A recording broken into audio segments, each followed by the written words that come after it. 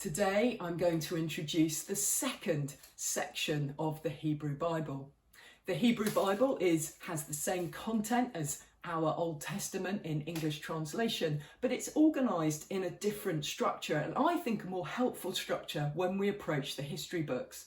By the end of the first century, Hebrew scholars had organised the 24 scrolls of the Hebrew Bible into three sections: the Torah, the law, the instruction, the first 5 books, the Nevi'im, or the prophets, and then the Ketuvim, the writings, the acronym TNK, producing the name Tanakh.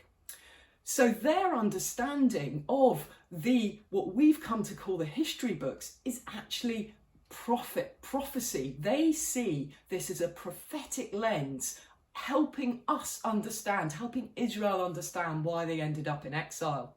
And we're going to approach Joshua, Judges, Samuel and Kings in the same way. There's a beautiful literary balance between those narrative accounts of the people of Israel on the brink of the promised land descending into exile at the end of Kings, with the other 4 scrolls in the Nevi'im section of the Hebrew Bible, the major prophets Isaiah, Jeremiah, Ezekiel, and the compilation in one scroll of the 12 minor, balancing this beautiful, poetic, prophetic and narrative account of the nation of Israel's descent into exile. So when we look at these so-called history books, we understand that in the minds of the original authors and compilers, they didn't see them as history in the way we see them. They saw them as a prophetic lens, reading the nation of Israel's descent, but also as a mirror, reading what it is to be human.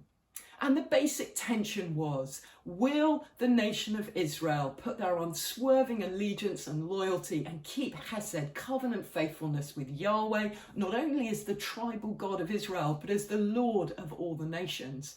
Or will they turn away from him and worship and put unswerving allegiance and love and loyalty towards the gods of the nations around them, and indeed the Canaanite gods of the land in which God has given them to possess? Will they recover Eden, or will they recreate an anti-Eden in the very place of the land of promise? And this is a mirror for all of us, because the language of these highly inspired biblical authors is one that uses sophisticated literary techniques in order to communicate this message. They rearrange Israel's history in such a way as to make us as the reader even now think about how we live. Do we pursue a way of life that will produce human flourishing, or do we redefine good and evil in our own wisdom?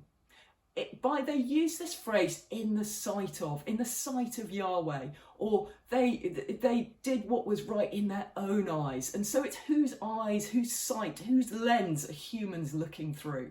Are we recovering the Genesis 2 and 3 invitation to live according to Yahweh's wisdom, defining Tov and Ra, good and evil in his ways, which he promises will lead to blessing? Or was the nation of Israel redefining Tov and Ra, good and evil, in their understanding in such a way that tragically leads to exile, cursing, death and alienation east of Eden?